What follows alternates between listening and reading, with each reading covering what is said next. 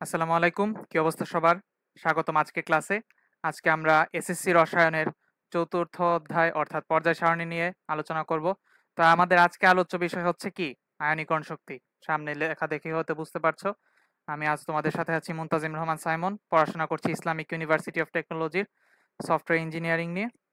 তো চলো আজকে আমাদের ক্লাস শুরু করা যাক। দেখো সর্বপ্রথম দেখো আমি একটা জিনিস লিখে রাখছি। আয়নীকরণ শক্তির সংজ্ঞাটা। আয়নীকরণ শক্তির সংজ্ঞাটা কি? গ্যাসীয় অবস্থায় কোনো মৌলের ১ মোল গ্যাসীয় পরমাণু হতে ১ মোল ইলেকট্রন অপসারণ করে ওকে ১ মোল ধনাত্মক আয়নে পরিণত করতে যে পরিমাণ শক্তির প্রয়োজন ওইটাই কি? ওই মৌলের আয়নীকরণ শক্তি। এখন দেখো গ্যাসীয় অবস্থায় দেখো আমি যে লেখাটা লিখছি সোডিয়ামের পাশে কি ব্র্যাকেটে গ্যাস। এই যেটা দিয়ে আমি বুঝাইছি গ্যাসিয়াস স্টেট বা গ্যাসীয় অবস্থা। এখন মাইনাস ইলেকট্রন মানে একটা ইলেকট্রন সরাই নিলাম ওকে ধনাত্মক আয়ন অর্থাৎ সোডিয়াম আয়নে পরিণত করলাম।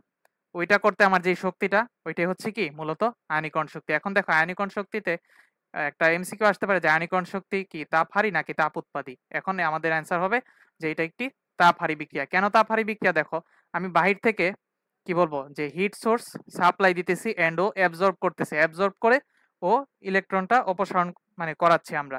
তো এই ক্ষেত্রে যেহেতু তাপ শোষণ করতেছে সেই দিক বিবেচনায় আমরা কি বলতে পারি এটাকে তাপহারী বিক্রিয়া। তো চলো পরের স্লাইডে যাই।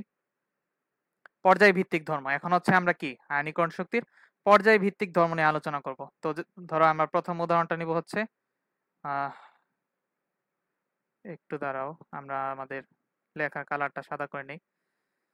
তো দেখো প্রথমে হচ্ছে কি সোডিয়াম, রাইট? 11। একদম সবকিছু ডিটেইল লিখবো না, আমরা নিয়ন এইভাবে লিখে ফেলবো, মানে নিয়ন পর্যন্ত স্ট্রাকচারে।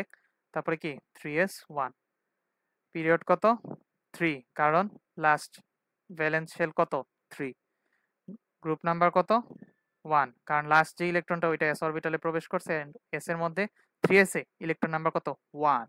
তারপরে হয় কি ম্যাগনেসিয়াম 12, নিয়ন 3s2, পিরিয়ড কি হবে বলো তো 3, রাইট? গ্রুপ হবে 2, কারণ লাস্ট শেল কি এস, আর এটার মধ্যে ইলেকট্রন আছে কয়টা 2টা, তাই গ্রুপ নাম্বার 2। এখন দেখো আমরা কি জানি এই বরাবর আমাদের গ্রুপ আর এই বরাবর হচ্ছে পিরিয়ড, তাই তো? তাহলে দেখো সোডিয়ামের ডানে কি ম্যাগনেসিয়াম।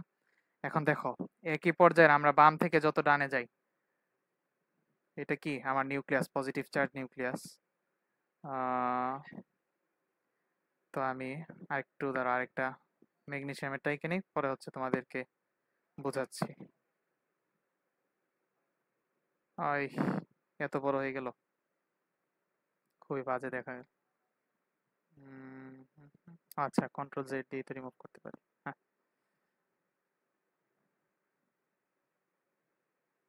আবার দেখো এখানে আরেকটু গোলমাল, কালারটা একটু চেঞ্জ করে নি ইলেকট্রনটা ভালোভাবে বোঝানোর জন্য।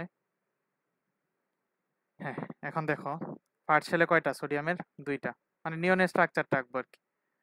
দেন সেকেন্ড শেলে 2, 4, 6, 8, 1। আবার দেখো আচ্ছা এখানে পজিটিভ চার্জটা আবার আলাদা করে দেখাইছি, সরি। আচ্ছা দাঁড়াও, হুম, মুছে নিই একটু। এই দেখছো কি অবস্থা। হুম, 1, 2, 4, হুম,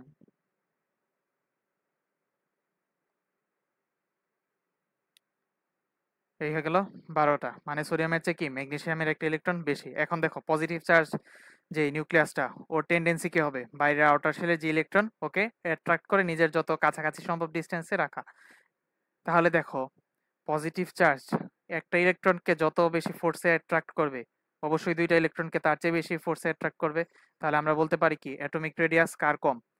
অ্যাটমিক রেডিয়াস নিয়ে যদি কম্পারিজন করি অ্যাটমিক রেডিয়াস অফকোর্স কার বেশি আর কার কম হবে, সোডিয়ামের বেশি ম্যাগনেসিয়ামের কম। তারপরে দেখো এই গেল। তাহলে দেখো সাইজটা যত ছোট হচ্ছে বা আকর্ষণ কি ক্রমান্বয়ে বৃদ্ধি পাচ্ছে না। এখন আকর্ষণ যত বৃদ্ধি পায়, হ্যাঁ, পজিটিভ চার্জ নিউক্লিয়াসের আউটার শেলের যে ইলেকট্রন ওইটার প্রতি আকর্ষণ যত বৃদ্ধি পায়, আমার মেইন থিমটা ছিল কি আয়নীকরণ শক্তির, একটা ইলেকট্রনকে আমি ওর শক্তি স্তর থেকে আলাদা করে আনবো, তাই তো? এখন দেখো আকর্ষণ যত বেশি, আমার শক্তি স্তর থেকে মুক্ত করতে কিংবা আলাদা করতে কি অনেক বেশি শক্তির প্রয়োজন। তাহলে আমরা কি বলতে পারি না যে আয়নীকরণ শক্তির যখন কম্পারিজন আসবে তখন সোডিয়ামের চেয়ে ম্যাগনেসিয়ামের আয়নীকরণ শক্তি বেশি হবে, তাই তো? তাহলে আমরা একটা ডিসিশনে আসতে পারি যে কি পর্যায়ের বাম থেকে যখন যাচ্ছি ডানে, তখন আয়নীকরণ শক্তির মান কি হচ্ছে? বৃদ্ধি পাচ্ছে। এখানে যে বাড়তি দাগটা আসছে ওইটা আমরা মুছে দেওয়ার ট্রাই করি। এবার চলো পরের স্লাইডে যাই। গ্রুপ ভিত্তিক ধর্ম। একই পর্যায়ের, সরি একই গ্রুপ, এখন হচ্ছে আমরা একই গ্রুপের একটা এক্সাম্পল দেখবো। Let's say lithium 3। তো এটার আমরা লিখি হিলিয়াম 2s1, সোডিয়াম 11, নিয়ন 3s1, তাই তো?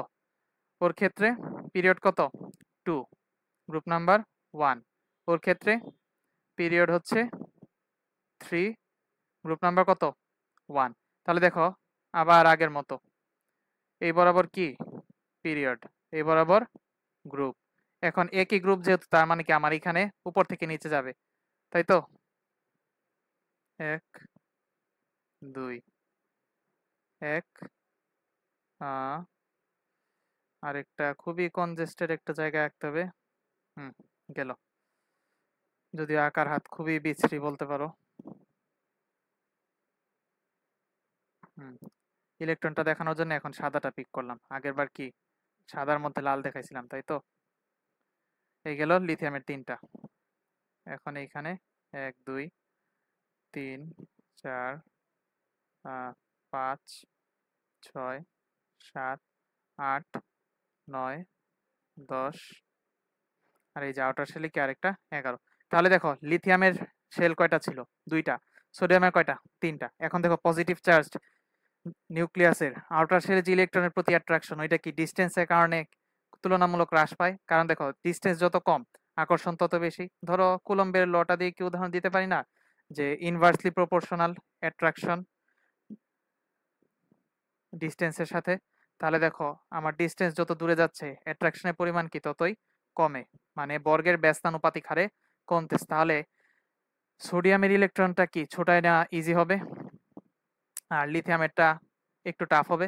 তাহলে দেখো একই গ্রুপের উপর থেকে নিচে যত যাই আয়নীকরণ শক্তির মান কি তত কমতেছে, রাইট? কারণ আমরা তখন কি কম ফোর্স অ্যাপ্লাই ইলেকট্রন ছাড়াই ওকে ধনাত্মক আয়নে পরিণত করে ফেলতে পারতেছি। তাহলে এখানে কি লিখবো যে ionisation energy value decreases, D D আচ্ছা ডিক্রিজেস, যাই হোক তোমরা যেহেতু মানে কথাটা তো শুনছো আশা করি খাতায় তুলে নিতে পারবা। এখন দেখো পরবর্তী স্লাইডে আমরা ব্যতিক্রম নিয়ে আলোচনা করি। আসলে ব্যতিক্রম না, কেমিস্ট্রিতে ব্যতিক্রম আমরা অনেক সময় বলে থাকি, কিন্তু প্রতিটা জিনিসেরই মানে কিছু কিছু ব্যাখ্যা আছে, কিন্তু কিছু ব্যাখ্যা হয়তো আমরা তোমাদের শ্রেণীর উপযোগী করে উপস্থাপন করতে মানে করতে পারি, পারলেও হয়তো তোমরা বুঝবা না, ওই জন্য আমরা ওইটাকে কি বলি হালকা পাতলা ব্যতিক্রম বলে চালাই দিই। কিন্তু অবশ্যই কিছু ব্যতিক্রম কিন্তু অবশ্যই এক্সিস্ট করে। যেমন এখন এর আমরা একটা দেখবো, নাইট্রোজেনে কত 7, রাইট? তো ইলেকট্রনের যদি কনফিগারেশন করি লাস্ট শেলে দেখবা 2p3, আর অক্সিজেনের 8, তাই না?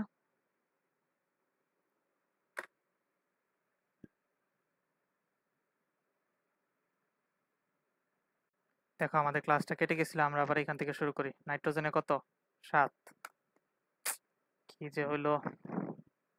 আচ্ছা দেখো আমি তোমাদেরকে মানে মুখে মুখে জিনিসটা বলি, তোমরা একটু আমার সাথে খাতায় তুলে নিলে ভালো হয়। আমার এখন গ্রাফিক্স ট্যাবটা কেন যেন কাজ করতেছে না আর কি, দেখি একটু দাঁড়াও। উম,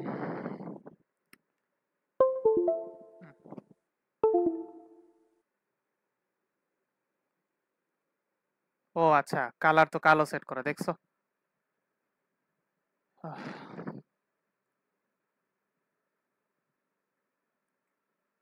হুম, এখন আশা করি আসবে। নাইট্রোজেন 7 এখনো আসে না। আচ্ছা নাইট্রোজেন 7, হ্যাঁ মাউস দিয়ে তো কাজ চালিয়ে নিতে পারবো।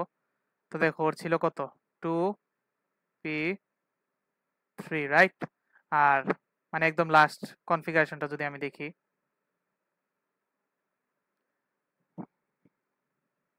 অক্সিজেন,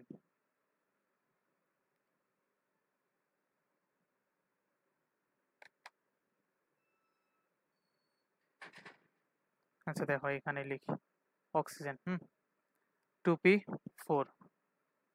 তাহলে দেখো আমরা জানি কি যে অর্ধপূর্ণ এবং পূর্ণ অরবিটাল আংশিক পূর্ণ অরবিটাল অপেক্ষা কি অধিক সুস্থিত এবং স্থিতিশীল, তাই না?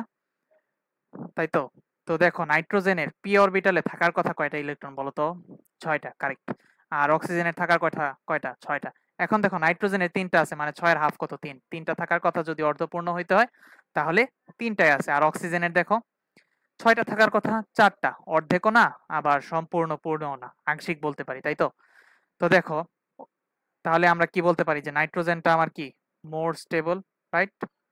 নাইট্রোজেন মোর স্টেবল। এখন দেখো কোনো একটা স্টেবল যে স্ট্রাকচার কেমিক্যাল স্ট্রাকচার, ওইটা থেকে যদি তুমি একটা ইলেকট্রনকে সরাই নিতে চাও তাহলে কি তোমার অনেক বেশি এনার্জি লাগবে। তাহলে কি আমরা বলতে পারি না যে নাইট্রোজেনের আয়নীকরণ শক্তি অক্সিজেনের চেয়ে অনেক বেশি? কিন্তু প্রচলিত নিয়মে যদি আমরা দেখতাম যে কি হইতো, একই গ্রুপের বাম থেকে ডানে যাইতাম, বাম থেকে ডানে গেলে আমরা কি জানি আয়নীকরণ শক্তির মান বৃদ্ধি পায়।